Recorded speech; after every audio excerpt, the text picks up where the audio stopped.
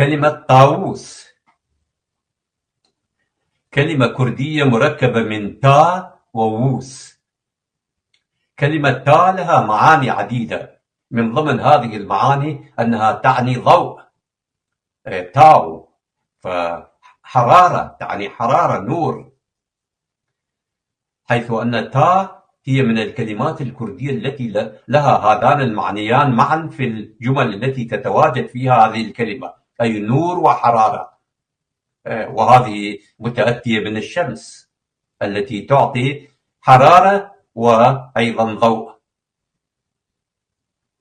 هذه الخاصية كما قلنا موجودة في الشمس التي تنثر أشعتها على الكرة الأرضية، وأصبحت مصدر الخير والبركة للبشرية، وأصبحت تدخل إلى الكثير من الأديان ومنها الإيزيدية.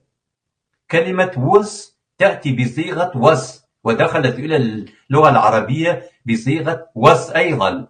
جمع الكلمة في اللغة العربية هو طاووس، الذي يشير إلى اسم طائر.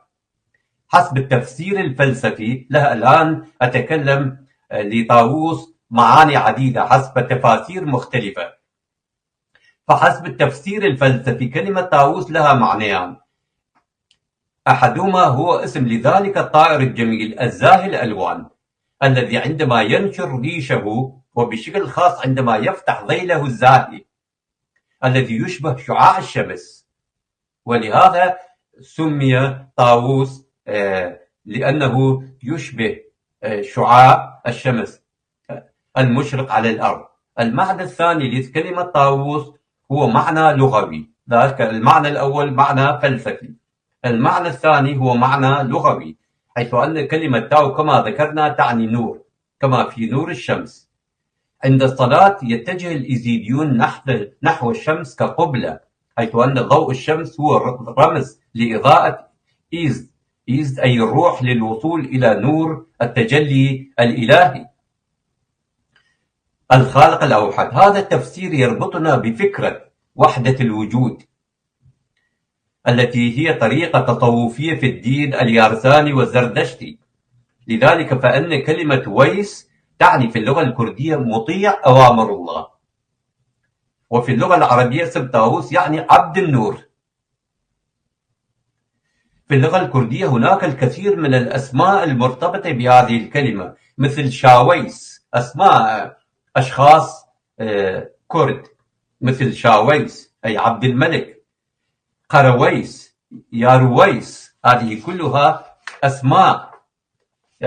يارويس يعني عبد الصاحب، واللهويس يعني عبد الله، وباويس، بيرويس، كاويس، عليويس، هذه كلها أسماء مأخوذة من كلمة ويس الذي يعني عبد أو عابد. طبعا العبد لا يعني عبد يعمل في منزل ويخدم عائلة أو أشخاص، عبد يعني عبد الله، يعني عابد متدين. هناك تفسير آخر لمعنى كلمة طاووس، حيث أنها تتألف من الكلمة تا التي تعني نور، وكلمة ووس التي هي إله آري، والذي انتقل فيما بعد إلى اليونانيين.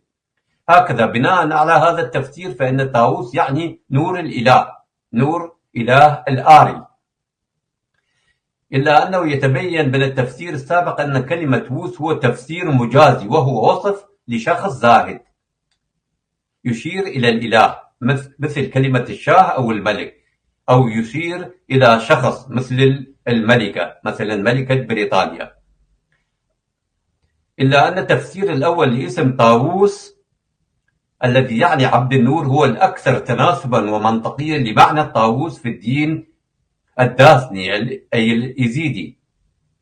من الجدير بالذكر أن كلمة إيست أو إيست تعني روح، وكلمة إيزدان تعني منبع الروح، إلا أن هذه الكلمة أصبحت إيزدان أو إزدان لتسهيل تلفظها وجعلها ذات موسيقى جميلة، والتي تعني تلك الذات التي تتحكم بجميع الأرواح، والتي هي الذات الإلهية.